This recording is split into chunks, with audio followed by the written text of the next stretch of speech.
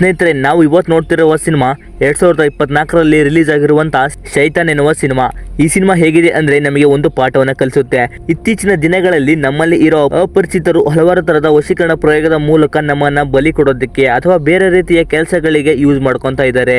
ಅದೇ ರೀತಿ ಈ ಸಿನಿಮಾದಲ್ಲಿ ಕೂಡ ಒಬ್ಬ ವ್ಯಕ್ತಿ ಒಂದು ಹುಡುಗಿಯ ಮೇಲೆ ವಶೀಕರಣ ಪ್ರಯೋಗ ಮಾಡಿ ಅವಳನ್ನ ಯಾವುದಕ್ಕೆ ಯೂಸ್ ಮಾಡ್ತಾನೆ. ಇದೇ ರೀತಿ ಹಲವಾರು ಹುಡುಗಿಯರನ್ನ ಕೂಡ ಮಾಟ ಮಂತ್ರದ ಮೂಲಕ ವಶೀಕರಣ ಮಾಡಿಕೊಂಡು ಬೆಂಕಿಗೆ ಬಲಿ ಕೊಡ್ತಾ ಇರ್ತಾನೆ.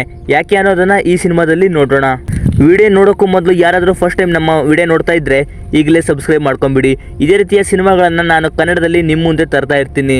ಸರಿ, ಸಿನಿಮಾವನ್ನು ಸ್ಟಾರ್ಟ್ ಮಾಡೋಣ. ಸಿನಿಮಾದ ಸ್ಟಾರ್ಟಿಂಗ್ ಅಲ್ಲಿ ಒಬ್ಬ ವ್ಯಕ್ತಿ ಒಂದು ಸತ್ತ ಇಲಿಯನ್ನ ಕವರಲ್ಲಿ ಹಾಕೊಂಡು ಹೋಗ್ತಾನೆ. ಅವನು ಯಾರು ಯಾಕೆ ಅನ್ನೋದು ಮುಂದೆ ಗೊತ್ತಾಗುತ್ತೆ. ಇನ್ನು ನೆಕ್ಸ್ಟ್ ಸೀನ್ ಅಲ್ಲಿ ಕಬೀರ್ ಮತ್ತೆ ಅವನ ಮಗ ಅವರ ಮಗಳು ಜಾನ್ವಿಗಳನ್ನ ಕರ್ಕೊಂಡು ಹೋಗೋಕೆ ಕಾಲೇಜಿಗೆ ಬಂದಿರ್ತಾರೆ. ಜಾನ್ವಿ ಹುಡುಗರ ಹತ್ರ ಹಗ್ ಮಾಡ್ಕೊಂಡು ಬೇರೊಬ್ಬನ ಜೊತೆ ಬೈಕ್ ಹತ್ತುವಾಗ ಕಬೀರ್ ಕಂಟಿನ್ಯೂ ಆಗಿ ಹಾರನ್ ಮಾಡ್ತಾ ಇರ್ತಾನೆ. ಇದನ್ನ ನೋಡಿದ ಜಾನ್ವಿ ಕಾರಲ್ಲಿ ಬಂದು ಕೂರ್ತಾಳೆ. ಅಪ್ಪ ಮಕ್ಕಳು ಹೇಗಂದ್ರೆ ತುಂಬಾನೇ ಕ್ಲೋಸ್ ಆಗಿ ಕಾಮಿಡಿಯಾಗಿ ಇರ್ತಾರೆ. ಒಂದು ದಿನ ಕಬೀರ್, ಅವನ ಹೆಂಡತಿ, ಅವನ ಮಕ್ಕಳು ಹಾಗೆ ಒಂದು ಡೇ ಟ್ರಿಪ್ಗೆ ಹೋಗ್ತಾರೆ. ಹೋಟೆಲ್ಗೆ ಊಟಕ್ಕೆ ಹೋದಾಗ ಕಬೀರ್ ಅವನ ಮಗನನ್ನ ವಾಶ್ರೂಮ್ಗೆ ಕರ್ಕೊಂಡು ಹೋಗಿರ್ತಾನೆ. ಆಗ ವನರಾಜ್ ಎನ್ನುವ ವ್ಯಕ್ತಿ ಕಬೀರ್ನನ್ನ ನೋಡ್ತಾನೆ. ನೆಕ್ಸ್ಟ್ ಕಬೀರ್ ತನ್ನ ಫ್ಯಾಮಿಲಿ ಜೊತೆ ಊಟಕ್ಕೆ ಕೂರ್ತಾನೆ. ಆಗ ಜಾನ್ವಿ, ಅಮ್ಮ ಇದರಲ್ಲಿ ಆಯಿಲ್ ಬೆಣ್ಣೆ ಜಾಸ್ತಿ ಇದೆ, ನಂಗೆ ಬೇಡ ಅಂತಾಳೆ. ಅವಳ ಅಮ್ಮ ಜ್ಯೋತಿ, ಸರಿ ನಾನೇ ತಿಂತೀನಿ ಅಂತಾಳೆ. ಕಬೀರ್ ಕೌಂಟರ್ಗೆ ಹೋಗಿ ಟೀ ಕೊಡು ಅಂತಾನೆ. ಅವರು 20 ರೂಪಾಯಿ ಚೇಂಜ್ ಇದ್ರೆ ಮಾತ್ರ ಕೊಡಿ ಅಂತಾನೆ.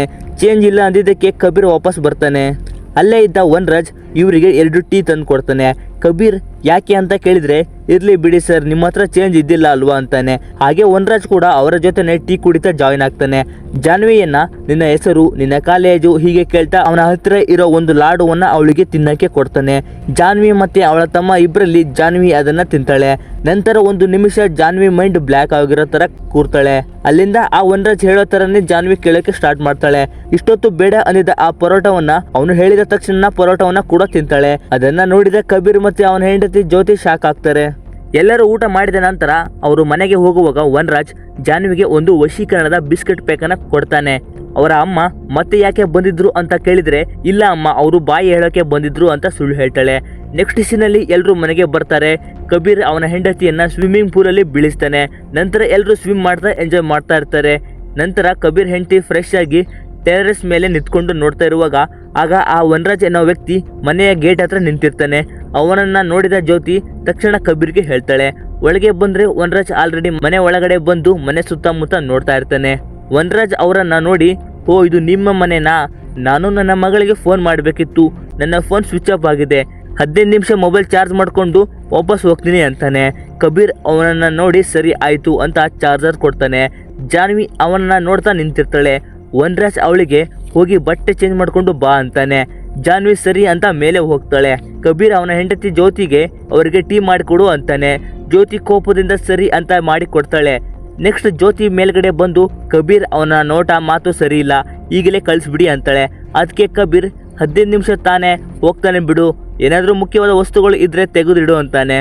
ಇನ್ನೊಂದು ಕಡೆ ಜಾನ್ವಿ ವನರಾಜ್ ಹತ್ತಿರ ಕೂತ್ಕೊಂಡು ತನ್ನೆಲ್ಲ ವಿಷಯವನ್ನ ಹೇಳ್ತಾ ಇರ್ತಾಳೆ. ಹಾಗೆ ಅವಳ ಕಾಲೇಜಲ್ಲಿ ಫ್ರೆಂಡ್ಸ್ ಜೊತೆ ಲಡಾಖ್ಗೆ ಟ್ರಿಪ್ಗೆ ಹೋಗೋದನ್ನ ಹೇಳ್ತಾಳೆ. ವನರಾಜ್, ನೀನು ಎಲ್ಲಿಗೂ ಹೋಗೋದು ಬೇಡ, ನನ್ನ ಜೊತೆ ನನ್ನ ಮನೆಗೆ ಹೋಗೋಣ ಅಂತಾನೆ. ಅವಳಿಗೆ ನೋ ಅನ್ನಕ್ಕೆ ಬರೋದಿಲ್ಲ. ಓಕೆ ಅನ್ನೋಷ್ಟರಲ್ಲಿ ಅವಳ ತಮ್ಮ ಆಟ ಆಡೋಣ ಬಾ ಅಂತ ಪದೇ ಪದೇ ಫೋರ್ಸ್ ಮಾಡ್ತಾ ಇರ್ತಾನೆ. ಅದಕ್ಕೆ ವನರಾಜ್ ಜಾನ್ವಿಯನ್ನ, ಜಾನ್ವಿ ಹೋಗು, ನಿನ್ನ ತಮ್ಮನ ಜೊತೆ ಆಟ ಆಡು, ಇನ್ನೊಮ್ಮೆ ಅವನು ನಿನ್ನ ಆಡೋದಕ್ಕೆ ಕರಿಬಾರ್ದು ಅಂತ ಹೇಳ್ತಾನೆ. ಜಾನ್ವಿ ಅವನ ತಮ್ಮನ ಜೊತೆ ಉಯ್ಯಾಲಾಡೋದಕ್ಕೆ ಸ್ಟಾರ್ಟ್ ಮಾಡ್ತಾಳೆ. ಅವಳು ಆಡೋ ಸ್ಪೀಡ್ಗೆ ಅವಳ ತಮ್ಮ ಸಾಕು ಸಾಕು ಅಂತ ಹೇಳ್ತಾ ಇರ್ತಾನೆ. ಅವರ ಅಮ್ಮ ಜ್ಯೋತಿ ಬಂದು ನಿಲ್ಸು ಅಂತ ಕಿರ್ಸ್ತಾಳೆ, ಆದ್ರೂ ನಿಲ್ಸೋದಿಲ್ಲ. ಕಬೀರ್ ಕೂಡ ಬಂದು ನಿಲ್ಸು ಜಾನ್ವಿ ಅಂತಾನೆ, ಆದ್ರೂ ಅವಳು ನಿಲ್ಸೋದಿಲ್ಲ. ಆದ್ರೆ ವನರಾಜ್ ಅಲ್ಲೇ ಕೂತ್ಕೊಂಡು ಜಾನ್ವಿ ಸಾಕು ನಿಲ್ಸು ಅಂದಿದ್ದಕ್ಕೆ ನಿಲ್ಲಿಸ್ತಾಳೆ. ನಂತರ ಜಾನ್ವಿ, ಅಪ್ಪ ಸಾರಿ, ನಾನೇನ್ ಮಾಡ್ತಿದ್ದೀನಿ ಅಂತ ನಂಗೆ ಗೊತ್ತಾಗ್ತಿಲ್ಲ, ತುಂಬಾ ಡಿಸ್ಟರ್ಬ್ ಆಗಿದ್ದೀನಿ ಅಂತ ಹೇಳ್ತಾಳೆ. ಇನ್ನು ನೆಕ್ಸ್ಟ್ ಸೀನಲ್ಲಿ ರಾತ್ರಿ ಅವರ ಫ್ಯಾಮಿಲಿ ಊಟ ಮಾಡುವಾಗ, ಇರ್ಲಿ ಬಿಡು, ನಿನ್ನ ತಪ್ಪು ಏನೂ ಇಲ್ಲ ಅಂತಾನೆ. ಜಾನ್ವಿ ಸುಮ್ಮನೆ ಕೂತಿರ್ತಾಳೆ. ಅಲ್ಲಿಗೆ ಬಂದ ವನರಾಜ್, ಎಲ್ಲ ತಪ್ಪು ನಿಮ್ಮದೇ ಅಂತಾನೆ. ಇದರಿಂದ ಕಬೀರ್ ಕೋಪದಿಂದ, ನಿಂಗೇನ್ ಗೊತ್ತು ನಮ್ಮ ಕುಟುಂಬದ ಬಗ್ಗೆ ಅಂತ ಹೇಳ್ತಾನೆ. ಅದಕ್ಕೆ ವನರಾಜ್, ನಂಗೆ ಎಲ್ಲ ಗೊತ್ತು, ನಿಮ್ಮ ಮಗಳು ಲವ್ ಮಾಡ್ತಿರೋದು, ನೆಕ್ಸ್ಟ್ ವೀಕ್ ಲಡಾಖ್ಗೆ ಟ್ರಿಪ್ಗೆ ಹೋಗ್ತಾ ಇರೋದು ಎಲ್ಲ ಹೇಳಿದಾಳೆ ಅಂತಾನೆ. ಅದಕ್ಕೆ ಜ್ಯೋತಿ ಜಾನ್ವಿಗೆ, ನೀನು ಯಾಕೆ ಎಲ್ಲ ಅವರಿಗೆ ಹೇಳಿದೀಯ ಅಂತಾಳೆ. ಜಾನ್ವಿ, ಗೊತ್ತಿಲ್ಲ ಅಮ್ಮ, ಅವರನ್ನ ನೋಡಿದ್ರೆ ಎಲ್ಲ ಹೇಳ್ಬೇಕು ಅನ್ಸುತ್ತೆ ಅಂತಾಳೆ. ಇದನ್ನ ಕೇಳಿ ಕಬೀರ್ ಜೊತೆ ಶಾಕ್ ಆಗ್ತಾರೆ. ವನರಾಜ್ ಅವರಿಗೆ, ನಿಮಗೆ ಇನ್ನೂ ಅರ್ಥ ಆಗಿಲ್ವಾ ಅಂತ ಹೇಳಿ ಒಂದು ಡೆಮೋ ತೋರಿಸ್ತೀನಿ ಅಂತ ಹೇಳಿ ಜಾನ್ವಿಗೆ, ಜಾನ್ವಿ ನಿನ್ನ ಬಾಯ್ ಫ್ರೆಂಡ್ಗೆ ಫೋನ್ ಮಾಡಿ ಲಡಖ್ಗೆ ನಾನು ಬರೋದಿಲ್ಲ, ಈಗಲೇ ನಿನ್ನ ಜೊತೆ ನಾನು ಬ್ರೇಕಪ್ ಮಾಡ್ಕೊಂತ ಇದ್ದೀನಿ ಅಂತ ಹೇಳು ಅಂತಾನೆ.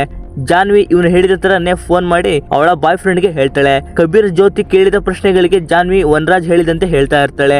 ಇದನ್ನ ಕಂಡ ಕಬೀರ್ ಅಲ್ಲಿನ ಜಾಕೆಟ್ ಕೊಟ್ಟು ಇಲ್ಲಿಂದ ನೀನು ಮೊದಲು ಹೋಗು ಅಂತಾನೆ. ಆಗ ವನರಾಜ್, ಕಬೀರ್ ನಿಂಗೆ ಅರ್ಥನೇ ಆಗ್ತಿಲ್ಲ, ನನ್ನ ಕೆಲಸ ಮುಗಿಯವರೆಗೂ ನಾನು ಇಲ್ಲಿಂದ ಹೋಗೋದಿಲ್ಲ ಅಂತಾನೆ. ಕಬೀರ್ ಇಲ್ಲಿಂದ ಹೋಗು ಅಂದು ಜೋರಾಗಿ ಎಳಿತಾ ಅವನನ್ನ ಕೈ ಹಿಡಿದು ಮನೆಯಿಂದ ಹೊರಗೆ ಕಳ್ಸೋಕೆ ನೋಡ್ತಾನೆ. ಆಗ ವನರಾಜ್ ಜಾನ್ವಿಗೆ, ನಿಮ್ಮ ಅಪ್ಪನನ್ನ ತಡಿ, ನನ್ನನ್ನ ಇಲ್ಲಿಂದ ಕಳಿಸೋಕೆ ಬಿಡಬೇಡ ಅಂತಾನೆ. ಜಾನ್ವಿ ಅವ್ರ ಅಪ್ಪನ ಮುಂದೆ ಬಂದು ಅವ್ರನ್ನ ಬಿಡು ಅಂತ ಹೇಳಿ ಹಿಂದಕ್ಕೆ ತಳ್ತಾಳೆ. ಕಬೀರ್, ಏನ್ ಮಾಡಿದ್ದೆ ನನ್ನ ಮಗಳಿಗೆ ಅಂತಾನೆ. ಅದಕ್ಕೆ ವನರಾಜ್, ನಾನು ಏನ್ ಮಾಡಿರ್ಬೋದು ಗೆಸ್ ಮಾಡು ಅಂತಾನೆ. ಅವಳನ್ನ ನೋಡಿ ವಾಮಾಚಾರ ಮಾಡಿರ್ಬೋದೇನೋ ಅಂತಾಳೆ. ಅದಕ್ಕೆ ವನರಾಜ್, ಕರೆಕ್ಟ್ ಆಗಿ ಹೇಳಿದ್ರಿ ನೋಡಿ ಅಂತಾನೆ. ಈಗ ನಿಮ್ಮ ಜಾನ್ವಿ ನನ್ನ ವಶೀಕರಣದಲ್ಲಿ ಇದ್ದಾಳೆ, ಬೇಕಿದ್ರೆ ಇನ್ನೊಂದು ಡೆಮೋ ನೋಡ್ತೀರಾ ಅಂತ ಜಾನ್ವಿಗೆ ಸೋಫಾ ಮೇಲೆ ಕೂರಕ್ಕೆ ಹೇಳ್ತಾನೆ. ಕಬೀರ್ ಜ್ಯೋತಿ ಹೋಗ್ಬೇಡ ಅಂದ್ರೂ ಕೂಡ ಜಾನ್ವಿ ಅವನು ಹೇಳಿದ ರೀತಿ ಕುತ್ಕೊಳ್ಳೋದು ನಿಂತ್ಕೊಳ್ಳೋದು ಮಾಡ್ತಾ ಇರ್ತಾಳೆ. ಇದನ್ನ ನೋಡಿ ಕಬೀರ್ ಜ್ಯೋತಿ ಶಾಕ್ ಆಗ್ತಾರೆ. ಜಾನ್ವಿಗೆ ಅಳೋದಕ್ಕೆ ಹೇಳ್ತಾನೆ. ಜಾನ್ವಿ ಅಳೋದಕ್ಕೆ ಸ್ಟಾರ್ಟ್ ಮಾಡ್ತಾಳೆ. ಜೋರಾಗಿ ಕಿರ್ಚೋದಕ್ಕೆ ಹೇಳ್ತಾನೆ. ಹಾಗೆ ಜಾನ್ವಿ ಕೂಡ ಜೋರಾಗಿ ಕಿರ್ಸ್ತಾಳೆ. ಇದಾದ ನಂತರ ವನರಾಜ್ ಜಾನ್ವಿಗೆ, ಈಗ ನೀನೇ ಸ್ವಿಮ್ಮಿಂಗ್ ಪೂಲ್ ಅಲ್ಲಿ ಹೋಗಿ ಅಲ್ಲೇ ಒಳಗಡೆ ಕುತ್ಕೋ, ನಾನು ಕರೆಯವರೆಗೂ ಬರಬೇಡ ಅಂತಾನೆ. ಜಾನ್ವಿ ಹೋಗ್ತಾ ಇರ್ತಾಳೆ. ಕಬೀರ್ ಮತ್ತೆ ಜ್ಯೋತಿ ಅವಳನ್ನ ಹಿಡಿತಾರೆ, ಆದ್ರೂ ಜಾನ್ವಿ ತಳ್ಕೊಂಡು ಹೋಗ್ತಾ ಇರ್ತಾಳೆ. ನಂತರ ವನರಾಜ್ ಅವಳಿಗೆ, ಜಾನ್ವಿ ಇಲ್ಲಿ ಬಂದು ಕೂತ್ಕೋ ಅಂತಾನೆ. ಜಾನ್ವಿ ಬಂದು ಅಲ್ಲಿ ಕೂರ್ತಾಳೆ. ಜ್ಯೋತಿ, ನಿಮ್ಗೆ ಏನ್ ಬೇಕು ಹೇಳಿ ಅಂತಾಳೆ. ಅದಕ್ಕೆ ವನರಾಜ್, ಈಗ ನೀವು ದಾರಿಗೆ ಬಂದ್ರಿ ನೋಡಿ ಅಂತಾನೆ. ನಿಮ್ಮ ಎಲ್ಲ ಮೊಬೈಲ್ಸ್ ಅನ್ನ ಇಲ್ಲಿ ತಂದು ಇಡಿ ಅಂತಾನೆ. ಕಬೀರ್ ಜ್ಯೋತಿ ಅವರ ಮೊಬೈಲ್ಸ್ ಗಳನ್ನ ತಂದು ಇಡ್ತಾರೆ. ವನರಾಜ್ ಹೇಳೋ ತರಾನೇ ಜಾನ್ವಿ ಎಲ್ಲ ಮೊಬೈಲ್ಗಳನ್ನ ಹೊಡೆದಾಕ್ತಾಳೆ. ಮನೆಯಲ್ಲಿರುವ ಎಲ್ಲ ಲ್ಯಾಂಡ್ ಲೈನ್ ಕನೆಕ್ಷನ್ಗಳನ್ನ ಕಟ್ ಮಾಡ್ತಾಳೆ. ನಂತರ ವನರಾಜ್, ಜಾನ್ವಿ ನಿಂಗೆ ಟೀ ಪುಡಿ ಸ್ಮೆಲ್ ಆಗಲ್ಲ ತಾನೆ, ಹೋಗಿ ಟೀ ಪುಡಿ ಪ್ಯಾಕೆಟ್ ತಂದು ಅದನ್ನ ಬಾಯಲ್ಲಿ ಹಾಕೋ ಅಂತಾನೆ. ಅವನು ಹೇಳಿದ ರೀತಿ ಜಾನ್ವಿ ಟೀ ಪುಡಿಯನ್ನ ತಗೊಂಡು ಬಂದು ಬಾಯಿಗೆ ಸುರ್ಕೊಂತಾಳೆ. ಕಬೀರ್ ಅಡ್ಡ ಬಂದಿದ್ದಕ್ಕೆ ಅವನಿಗೆ ಕೆನ್ನೆಗೆ ಹೊಡಿತಾಳೆ. ಕಬೀರ್ ಅವನಿಗೆ, ಇದೆಲ್ಲ ಯಾಕೆ ಮಾಡ್ತಾ ಇದೀಯಾ, ನಿಂಗೆ ಏನ್ ಬೇಕು ಕೇಳು ಅಂತಾನೆ. ಅದಕ್ಕೆ ವನರಾಜ್, ನನಗೆ ನಿನ್ನ ಮಗಳ ಅವಶ್ಯಕತೆ ಇದೆ, ನೀವು ನಿಮ್ಮ ಮಗಳನ್ನ ನನ್ನ ಜೊತೆಗೆ ಕಳಿಸ್ಕೊಡ್ಬೇಕು ಅಂತಾನೆ. ಕಬೀರ್, ಅದೆಲ್ಲ ಸಾಧ್ಯ ಇಲ್ಲ ಅಂತ ಹೇಳ್ತಾನೆ. ಅದಕ್ಕೆ ವನರಾಜ್, ನನಗೆ ಕೋಪ ತರಿಸ್ಬೇಡ, ರಕ್ತ ನೋಡ್ಬೇಕು ಅಂತ ಅನ್ಸುತ್ತೆ ಅಂತಾನೆ. ಆ ಟೈಮಲ್ಲಿ ಜಾನ್ವಿ ಜೋರಾಗಿ ಕಾಲನ್ನ ಒದ್ಬಿಡ್ತಾಳೆ. ವನರಾಜ್ ಅವಳಿಗೆ ಕಾಲಲ್ಲಿ ಒದ್ಬಿಡ್ತಾನೆ. ಅದಕ್ಕೆ ಕಬೀರ್ ಅವನಿಗೆ ಹೊಡೆಯುವಾಗ ವನರಾಜ್ ಜಾನ್ವಿಗೆ, ಜಾನ್ವಿ ನಿನ್ನ ತಮ್ಮನ ತಲೆ ಹೊಡಿ ಅಂತಾನೆ. ಜಾನ್ವಿ ತಕ್ಷಣ ತಮ್ಮನ ತಲೆಯನ್ನ ಹಿಡ್ಕೊಂಡು ಮೆಟ್ಲಿಕ್ನ ಕಂಬಕ್ಕೆ ಅವನ ತಲೆಯನ್ನ ಡಿಚ್ಚಿ ಹೊಡಿಸ್ತಾಳೆ. ಅವನ ತಲೆಯಲ್ಲಿ ಬ್ಲಡ್ ಬರೋಕ್ಕೆ ಸ್ಟಾರ್ಟ್ ಆಗಿಬಿಡುತ್ತೆ. ಕಬೀರ್, ಪ್ಲೀಸ್ ಇದನ್ನೆಲ್ಲ ಇಲ್ಲಿಗೆ ನಿಲ್ಸು, ನಿಂಗೆ ಮನೆ ಹಣ ಎಲ್ಲ ಕೊಡ್ತೀನಿ ಅಂತ ಕಬೀರ್ ಹಣ ಎಲ್ಲ ಒಡವೆಗಳನ್ನ ಬ್ಯಾಗಲ್ಲಿ ಕೊಡ್ತಾನೆ. ವನರಾಜ್ ಅದನ್ನ ನೋಡಿ, ಓಕೆ ಸರಿ ಆಯ್ತು, ನಾನು ಇಲ್ಲಿಂದ ಹೋಗ್ತೀನಿ ಅಂತ ಹೋಗ್ತಾನೆ. ನಂತರ ಕಬೀರ್ ಜಾನ್ವಿ ಸುಮ್ಮನೆ ಇರೋದನ್ನ ಕಂಡು ಇವಳ ಮೇಲೆ ಆಗಿರೋ ವಶೀಕರಣ ಹೋಗಿಲ್ಲ ಅಂತ ವನರಾಜನ ಮತ್ತೆ ಕರೆಯೋಕೆ ಹೋಗ್ತಾನೆ. ಆದ್ರೆ ವನರಾಜ್ ಅಲ್ಲೇ ಡೋರ್ ಹೊರಗಡೆ ನಿಂತ್ಕೊಂಡು ದುಡ್ಡಿರೋ ಬ್ಯಾಗನ್ನ ಸುಡ್ತಾ ಇರ್ತಾನೆ. ಇದನ್ನ ನೋಡಿದ ಕಬೀರ್ ಜ್ಯೋತಿ ಶಾಕ್ ಆಗ್ಬಿಡ್ತಾರೆ.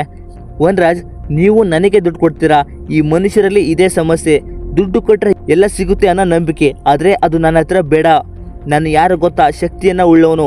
ಇವತ್ತಿನ ರಾತ್ರಿ 200 ವರ್ಷಕ್ಕೊಮ್ಮೆ ಬರುವಂಥ ರಾತ್ರಿ ಆಗಿದೆ. ಈ ರಾತ್ರಿ ನನಗಂತಾನೆ ಬಂದಿದೆ. ನಾನು ಈ ರಾತ್ರಿನ ಗೆದ್ರೆ ನಾಳೆಯಿಂದ ನಾನೇ ಸೃಷ್ಟಿಕರ್ತ ಅಂತ ಜೋರಾಗಿ ನಗ್ತಾ ಹೇಳ್ತಾನೆ. ನಂತರ ವನರಾಜ್ ಮತ್ತೆ ಒಳಗಡೆ ಬರ್ತಾನೆ. ಜಾನ್ವಿಗೆ ಡ್ಯಾನ್ಸ್ ಮಾಡೋಕ್ಕೆ ಹೇಳ್ತಾನೆ.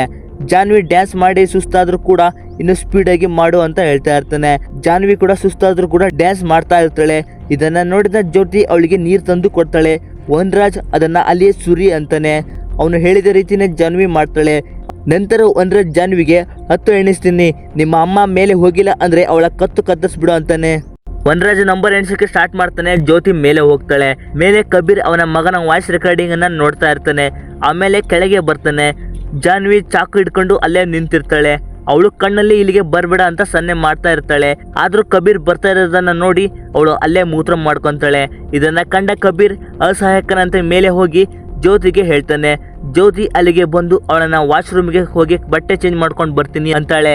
ಅದಕ್ಕೆ ವನರಾಜ್, ಇಲ್ಲ ಅವಳು ಎಲ್ಲಿ ಹೋಗಾಗಿಲ್ಲ, ಜಾನ್ವಿ ಇಲ್ಲೇ ನಿನ್ನ ಶಾರ್ಟ್ಸ್ ಅನ್ನ ಬಿಚ್ಚು ಅಂತಾನೆ. ಜಾನ್ವಿ ಅವನು ಹೇಳಿದ ರೀತಿ ಶಾರ್ಟ್ಸ್ ಅನ್ನ ಬಿಚ್ತಾಳೆ. ಜ್ಯೋತಿ ಅಳ್ತಾ ಅವಳ ಹಿಂದೆ ನಿಂತು ಬೇಗ ಮೇಲಿಂದ ಪ್ಯಾಂಟ್ ತಂದು ಹಾಕ್ತಾಳೆ. ನಂತರ ಅಳ್ತಾ ಅವಳು ಚಾಕುವನ್ನ ತಗೊಂಡು ವನರಾಜನ ಸಾಯಿಸಕ್ಕೆ ಅಂತ ಹೋಗ್ತಾಳೆ. ಜ್ಯೋತಿ ಕೈಗೆ ಏನ್ ಸಿಗುತ್ತೋ ಅದರಲ್ಲಿ ಅವನಿಗೆ ಹೊಡಿತಾಳೆ. ಇನ್ನೊಂದು ಕಡೆ ಕಬೀರ್ ಕಿಟಕಿಯಿಂದ ಹೊರಗಡೆ ಬರೋಕ್ಕೆ ಟ್ರೈ ಮಾಡ್ತಾ ಇರ್ತಾನೆ. ವನರಾಜ ಜಾನ್ವಿಗೆ ಚಾಕು ತಗೊಂಡು ನಿಮ್ಮ ಅಮ್ಮನನ್ನ ಸಾಯಿಸು ಅಂತಾನೆ. ಜಾನ್ವಿ ಚಾಕು ತಗೊಂಡು ಜ್ಯೋತಿಯನ್ನ ಕೊಲ್ಬೇಕು ಅನ್ನೋಷ್ಟರಲ್ಲಿ ಕಬೀರ್ ಬಂದು ಅವಳನ್ನ ಹಿಡಿದು ಅವಳನ್ನ ಕಟ್ಟಿ ಹಾಕ್ತಾನೆ. ನಂತರ ಕೋಪದಲ್ಲಿ ಕಬೀರ್ ವನರಾಜ್ಗೆ ನಿನ್ನ ಕತೆ ಮುಗಿಯಿತು ಅಂತ ಸರಿಯಾಗಿ ಹೊಡೆಯಕ್ಕೆ ಸ್ಟಾರ್ಟ್ ಮಾಡ್ತಾನೆ. ವನರಾಜ್ಗೆ ರಕ್ತ ಬರೋ ಥರ ಹೊಡಿತಾನೆ. ವನರಾಜ್ ಜಾನ್ವಿಗೆ ಜಾನ್ವಿ ನೀನು ಸಾಯೋವರೆಗೂ ನಗ್ತಾ ಇರು ಅಂತಾನೆ. ಜಾನ್ವಿ ನಗೋಕೆ ಸ್ಟಾರ್ಟ್ ಮಾಡ್ತಾಳೆ. ಅವಳು ನಗ್ತಾ ಇರೋ ಸೌಂಡ್ಗೆ ಕಬೀರ್ ಜ್ಯೋತಿಗೆ ಕೇಳೋಕೆ ಆಗೋಲ್ಲ. ವನರಾಜ್ ಕಬೀರ್ಗೆ ಒಡಿ ಯಾಕೆ ನಿಲ್ಸಿದ್ಯಾ, ನೀನೇನಾದ್ರೂ ನನ್ನನ್ನು ಸಾಯಿಸಿದ್ರೆ ಜಾನ್ವಿ ಕೊನೆವರೆಗೂ ಇದೇ ರೀತಿ ನಗ್ತಾ ಇರ್ತಾಳೆ ನೋಡು ಅಂತಾನೆ. ಈಗ ಅವಳು ನನ್ನ ವಶೀಕರಣದಲ್ಲಿ ಇದ್ದಾಳೆ ಅನ್ನೋದನ್ನ ಮರಿಬೇಡ ಅಂತಾನೆ. ಜಾನ್ವಿಗೆ ನಗೋದನ್ನ ನಿಲ್ಸು. ಜಾನ್ವಿ ನೀನು ಮೊದಲಿನ ಥರ ನಗ್ತಾ ಇರಬೇಕು. ನನ್ನ ವಶೀಕರಣದಿಂದ ನೀನು ಮುಕ್ತಿಗೊಳ್ಬೇಕು. ಇದನ್ನೆಲ್ಲ ಮಾಡ್ಬೇಕಂದ್ರೆ ನಿನ್ನ ಮಗಳನ್ನ ನನ್ನ ಜೊತೆ ಕಳಿಸ್ಕೊಡ್ಬೇಕು ಅಂತಾನೆ. ಹಾಗೆ ಹೇಳ್ತಿದ್ದಂತೆ ಜ್ಯೋತಿಗೆ ನೀನು ನನಗೆ ಇಷ್ಟೆಲ್ಲ ರಕ್ತ ಮಾಡಿದ್ದೀಯ, ಈಗ ನೋಡು ಅಂತ ಜಾನ್ವಿ ಹೋಗಿ ನಿನ್ನ ತಮ್ಮನನ್ನ ಕೊಂದ್ಬಿಡು ಅಂತಾನೆ. ಅವಳನ್ನ ತಡಿಯೋಕೆ ಬಂದ ಕಬೀರ್ ಜ್ಯೋತಿನ ತಳ್ಳಿ ಅವಳು ಅವನನ್ನ ಕೊಲ್ಲೋಕೆ ಹೋಗ್ತಾಳೆ. ಆದರೆ ಮೇಲ್ಗಡೆ ಅವನ ತಮ್ಮ ಇರೋದಿಲ್ಲ. ಅವಳ ತಮ್ಮ ಟೆರೆಸ್ ಮೇಲೆ ಕೂತಿರ್ತಾನೆ. ಅವಳು ಹುಚ್ಚಿ ತರ ಹುಡುಕಿ ಮೇಲೆ ಸುತ್ತಿಗೆಯಿಂದ ಡೋರ್ ಹೊಡೆದು ಡೋರ್ ಲಾಕ್ ಓಪನ್ ಮಾಡ್ತಾಳೆ. ಅವಳ ತಮ್ಮ ಇವಳನ್ನ ನೋಡಿ ಭಯದಿಂದ ಸಿಂಟೆಕ್ಸ್ ಮೇಲೆ ಹತ್ತಾನೆ. ಜಾನ್ವಿ ಕೂಡ ಹತ್ತಾಳೆ. ಕಬೀರ್ ಹತ್ತೋದನ್ನ ಕಂಡು ಏಣಿನ ತೆಗಿತಾಳೆ. ಕಬೀರ್ ಇವಳು ಅವನನ್ನ ಮೇಲಿಂದ ತಳ್ತಾಳೆ ಅಂತ ಗೊತ್ತಾಗಿ ಹೊರಗಡೆ ಓಡಿ ಹೋಗ್ತಾನೆ. ಜಾನ್ವಿ ಅವಳ ತಮ್ಮನ್ನ ಮೇಲಿನಿಂದ ಎತ್ತಿ ಎಸಿತಾಳೆ. ಕಬೀರ್ ಹಿಡಿಯೋಕೆ ಅಂತ ಹೋಗ್ತಾನೆ. ಆದ್ರೆ ಅಷ್ಟರಲ್ಲಿ ಅವನು ಕೆಳಗೆ ಬಿದ್ದ್ಬಿಡ್ತಾನೆ. ಅಲ್ಲಿಗೆ ಬಂದ ಕಬೀರ್ ಜ್ಯೋತಿ ಇವನನ್ನ ನೋಡಿ ಅಳುವಾಗ ಅವನು ನಿಧಾನವಾಗಿ ಕೆಮ್ತಾನೆ. ಅವನು ಬದುಕಿರೋದು ಗೊತ್ತಾಗುತ್ತೆ. ಆಗ ವನರಾಜ್ ಕಬೀರ್ಗೆ ನೋಡು ಕಬೀರ್, ಈಗಲೂ ನಿನ್ನ ಮಗ ಬದುಕಿದ್ದಾನೆ, ಆಸ್ಪತ್ರೆಗೆ ಕರ್ಕೊಂಡೋದ್ರೆ ಮಾತ್ರ ಬದುಕ್ತಾನೆ ಅಂತಾನೆ. ಈಗ ನಿಮ್ಮ ಮಗಳನ್ನ ನನ್ನ ಜೊತೆ ಕಳಿಸ್ತೀರಾ ಅಂತಾನೆ. ಕಬೀರ್ ಸರಿ, ಅವಳನ್ನ ಕರ್ಕೊಂಡು ಹೋಗು ಅಂತಾನೆ. ವನರಾಜ್ ನಾನು ಹೇಳಿದ ರೀತಿ ನೀವು ಹೇಳಿ ಅಂತ ನಾವು ನನ್ನ ಮಗಳನ್ನ ಭಗವಾನ್ ವನರಾಜ್ಗೆ ಒಪ್ಪಿಸ್ತಿದ್ದೀವಿ ಅಂತ ಹೇಳ್ತಾನೆ. ಅವ್ರು ಕೂಡ ಒಪ್ಪಿಗೆ ಇಲ್ಲಾಂದ್ರೂ ಕೂಡ ಅಳ್ತಾ ಅವನು ಹೇಳಿದ ರೀತಿನೇ ಹೇಳ್ತಾರೆ. ನಂತರ ವನರಾಜ್ ಜಾನ್ವಿಯನ್ನ ಕರ್ಕೊಂಡು ಹೋಗ್ತಾನೆ. ಈ ಕಡೆ ಕಬೀರ್ ಜ್ಯೋತಿ ಅವರ ಮಗನನ್ನ ಆಸ್ಪತ್ರೆಗೆ ಕರ್ಕೊಂಡು ಹೋಗುವಾಗ ಅವರ ಮಗ ನನಗೆ ಅಕ್ಕ ಬೇಕು ಅಂತ ಅಳ್ತಾ ಇರ್ತಾನೆ. ಅವನ ಹೆಂಡತಿಗೆ ಆಸ್ಪತ್ರೆಗೆ ಕರ್ಕೊಂಡು ಹೋಗು ಅಂತ ಹೇಳಿ ಸೈಕಲ್ ತಗೊಂಡು ವನರಾಜ್ ಹೋಗಿರೋ ದಾರಿಯನ್ನ ಫಾಲೋ ಮಾಡ್ಕೊಂಡು ಹೋಗ್ತಾನೆ. ಏನಂದ್ರೆ ಮನೆಯಲ್ಲಿ ಮೊದಲೇ ಕಬೀರ್ ವನರಾಜ್ನ ಮೊಬೈಲ್ ಲಾಕ್ ನೆನಪಿರುತ್ತೆ. ಲಾಕ್ ಓಪನ್ ಮಾಡಿ ಅವನ ನಂಬರ್ಗೆ ಈ ಮೊಬೈಲ್ನಿಂದ ಲೈವ್ ಲೊಕೇಶನ್ ಸೆಂಡ್ ಮಾಡ್ಕೊಂಡಿರ್ತಾನೆ. ಅದನ್ನ ಫಾಲೋ ಮಾಡ್ಕೊಂಡು ಹೋಗ್ತಾನೆ. ಇನ್ನೊಂದು ಕಡೆ ಜಾನ್ವಿ ತರ ಇಲ್ಲಿ ಸುಮಾರು ಹುಡುಗಿರನ್ನ ಬಲಿ ಕೊಡೋದಕ್ಕೆ ಅಂತ ವನರಾಜ್ ಅವರನ್ನ ವಶೀಕರಣ ಮಾಡ್ಕೊಂಡು ಇಲ್ಲಿಗೆ ಕರ್ಕೊಂಡು ಬಂದಿರ್ತಾನೆ. ಈಗ ವನರಾಜ್ ಅವರನ್ನೆಲ್ಲ ಬಲಿ ಕೊಡೋದಕ್ಕೆ ಅಂತ ರೆಡಿ ಆಗ್ತಾನೆ. ಏನಂದ್ರೆ ಈ ರಾತ್ರಿ ಇವರನ್ನ ಬೆಂಕಿಗೆ ಆಹುತಿ ನೀಡಿದ್ರೆ ಇಡೀ ಬ್ರಹ್ಮಾಂಡ ನನ್ನ ಕೈಲೇ ಇರುತ್ತೆ ಅಂತಾನೆ. ನಂತರ ನಾನು ಯಾವುದೇ ರೀತಿಯ ಲಾಡು ಬಿಸ್ಕೆಟ್ ಕೊಟ್ಟು ವಶೀಕರಣ ಮಾಡೋ ಅಗತ್ಯ ಇರೋದಿಲ್ಲ. ಇವರನ್ನ ಬಲಿ ಕೊಟ್ಟ ನಂತರ ಎಲ್ಲರೂ ನನ್ನ ವಶೀಕರಣದಲ್ಲೇ ಇರ್ತಾರೆ. ನನ್ನ ಕಣ್ಣಲ್ಲಿ ಯಾರನ್ನಾದ್ರೂ ವಶೀಕರಣ ಮಾಡಬಹುದು ಅಂತಾನೆ. ನಂತರ ಮಂತ್ರವನ್ನ ಹೇಳ್ತಾ ಆ ಹುಡುಗಿಯರಿಗೆ ನಾನು ಹೇಳಿದಂತೆ ಕರಿಗೊಂಬೆಯನ್ನ ಒಂದೊಂದಾಗಿ ಬೆಂಕಿಗೆ ಹಾಕಿದಂತೆ ನೀವು ಒಂದೊಂದು ಹೆಜ್ಜೆ ಮುಂದೆ ಬರಬೇಕು ಅಂತಾನೆ. ಕೆಂಪು ಗೊಂಬೆಯನ್ನ ಬೆಂಕಿಗೆ ಹಾಕಿದಾಗ ನೀವು ಬೆಂಕಿಲಿ ಬೀಳ್ಬೇಕು ಅಂತಾನೆ. ನಂತರ ಮಂತ್ರ ಹೇಳ್ತಾ ಕರಿ ಬೊಂಬೆಯನ್ನ ಒಂದೊಂದಾಗಿ ಬೆಂಕಿಯಲ್ಲಿ ಹಾಕ್ತಾನೆ. ಅವ್ರು ಕೂಡ ಒಂದೊಂದು ಹೆಜ್ಜೆ ಮುಂದೆ ಬರ್ತಾ ಇರ್ತಾರೆ. ಆಗ ಕಬೀರ್ ಅಲ್ಲಿಗೆ ಬರ್ತಾನೆ. ಅವನನ್ನ ನೋಡಿದ ವನರಾಜ್ ನೀನು ಮತ್ತೆ ಇಲ್ಲಿಗೆ ಬಂದಿದೀಯಾ, ಇವರೇ ನಿನ್ನನ್ನು ಕಚ್ಚಿ ಸಾಯಿಸ್ತಾರೆ ಅಂತಾನೆ. ಅವನಿಗೆ ಹೊಡೆದು ತನ್ನ ಕಾಲೆಗಳಿಗೆ ಹಾಕೊಂಡು ಇನ್ನು ಇಡೀ ಜಗತ್ತು ನನ್ನ ವಶ ಆಗುತ್ತೆ, ನಾಳೆಯಿಂದ ಪ್ರತಿಯೊಬ್ಬರು ಕೂಡ ನನ್ನ ಕೈಲಿ ಇರ್ತಾರೆ ಅಂತ ಉಳಿದಿರೋ ಕರಿ ಬೊಂಬೆಯನ್ನ ಬೆಂಕಿಗೆ ಹಾಕ್ತಾನೆ. ಕೊನೆಗೆ ಕೆಂಪು ಬಣ್ಣದ ಗೊಂಬೆಯನ್ನ ಇನ್ನೇನು ಬೆಂಕಿಗೆ ಹಾಕಬೇಕು ಅನ್ನೋಷ್ಟರಲ್ಲಿ ಕಬೀರ್ ಅವನ ಕಾಲಿಗೆ ಬೆಂಕಿಯಿಂದ ಹೊಡೆದು ಅವನು ಬಗ್ಗಿದಾಗ ಅವನ ನಾಲಿಗೆಯನ್ನ ಚಾಕುವಿನಿಂದ ಕತ್ತರಿಸ್ತಾನೆ. ಗೊಂಬೆ ನೆಲದ ಮೇಲೆ ಬೀಳುತ್ತೆ. ಇನ್ನು ವನರಾಜ್ಗೆ ಮಾತಾಡೋಕೆ ಆಗೋದಿಲ್ಲ. ಆಗ ಹುಡುಗಿಯರು ಕಬೀರನ್ನ ಕಚ್ಚಿ ಸಾಯಿಸೋಕೆ ನುಗ್ತಾರೆ. ಆಗ ಕಬೀರ್ ವನರಾಜ್ನ ವಾಯ್ಸ್ ರೆಕಾರ್ಡಿಂಗ್ ಅನ್ನ ಪ್ಲೇ ಮಾಡ್ತಾನೆ. ಏನಂದ್ರೆ ವನರಾಜ್ ಕಬೀರನ ಮನೆಯಲ್ಲಿದ್ದಾಗ ಜಾನ್ವಿಗೆ ನೀನು ಮೊದಲಿನ ಥರ ಆಗು, ನಗ್ತಾ ಇರಬೇಕು, ನನ್ನ ವಶೀಕರಣದಿಂದ ಮುಕ್ತಿ ಸಿಗುತ್ತೆ ಅಂತ ಅನ್ನೋದನ್ನ ವಾಯ್ಸ್ ರೆಕಾರ್ಡಿಂಗ್ ಮಾಡಿ ಅದನ್ನ ಇಲ್ಲಿ ಪ್ಲೇ ಮಾಡ್ತಾನೆ. ಇದನ್ನ ಕೇಳಿಸ್ಕೊಂಡ ಈ ಪ್ರತಿಯೊಬ್ಬರು ಕೂಡ ಮತ್ತೆ ನಾರ್ಮಲ್ ಸ್ಟೇಜ್ಗೆ ಬರ್ತಾರೆ. ನೆಕ್ಸ್ಟ್ ಡೇ ಕಬೀರ್ ಆಸ್ಪತ್ರೆಯಲ್ಲಿ ಇರ್ತಾನೆ.